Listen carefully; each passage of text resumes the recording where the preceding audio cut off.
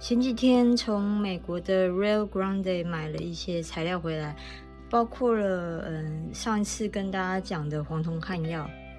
那我们等一下来开箱一下，这个颜色稍微比较金色的这一个，我们待会就要来试试看这个黄酮汉药。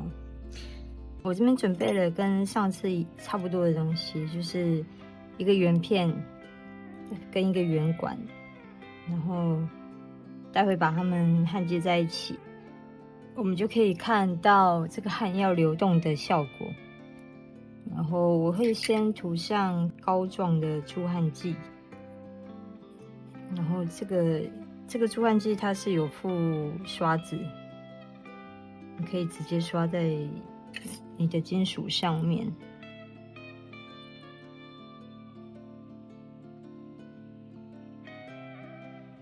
然后膏状的助焊剂，如果你放久了，时间久了，它可能会有一点干掉。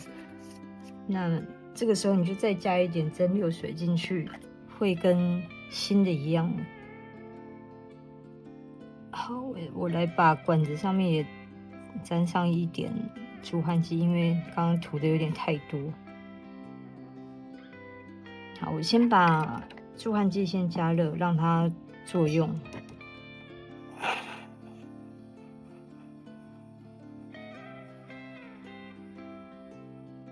好，然后我要跟上次一样，我一样把焊药丢到管子里面焊接。然后这个是我刚刚剪下来的那个黄酮的焊药，挑一颗丢进去。照理说，它如果是正常的焊药，它会温度到了，它就会往四面八方流动，然后就会填满我这个管子周围的这一圈。好，我们来试试看吧。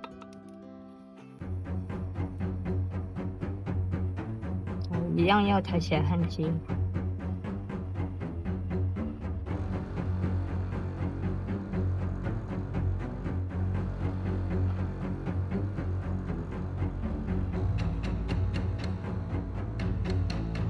它的温度很低哦，一下就焊起来了。它的温度可能连中温都不到哦。你看我的助焊剂让表面还是维持得很干净，这个就是那个膏状助焊剂的优点，它是有一点硼砂效果的，硼砂类型的助焊剂啦。然后把它淬火，我们来看一下。哇，这个漂亮啊！这个很好，很棒很棒。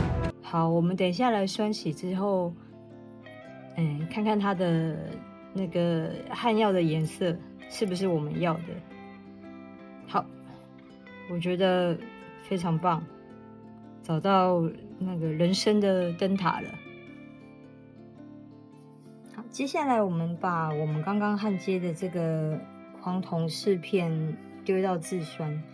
然后因为我刚刚用的助焊剂用的蛮多的，所以它的红酮浮上来的颜色并没有那么多，而且其实加热的时间很短，温度低，所以一下就焊起来了。所以你可以看到我的黄酮基本上红色的地方非常的少，只有我看一下，可能只有边缘这样一点点。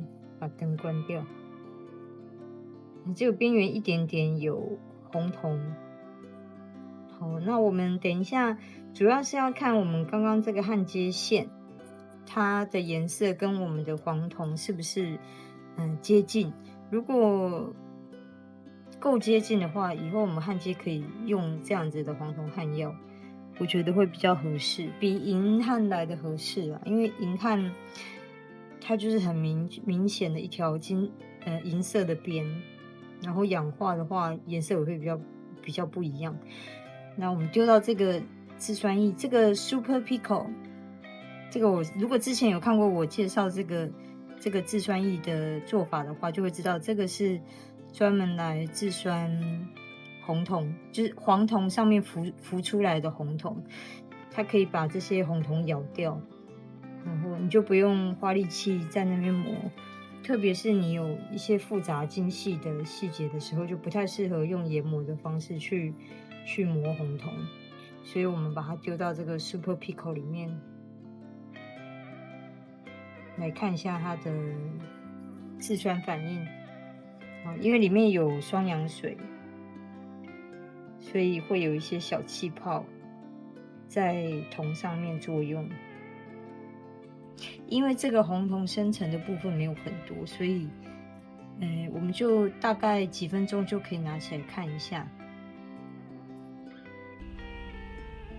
好，我们来看这个是制酸之后的效果。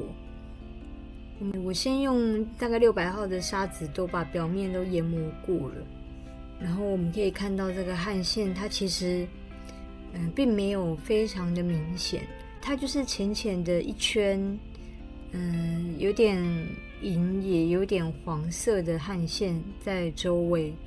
然后我待会可能还会再硫化处理一下，我想要看它氧化之后黄铜的颜色跟它黄铜汉药的颜色够不够接近，这样子才知道我之后如果这个东西它氧化了之后的效果。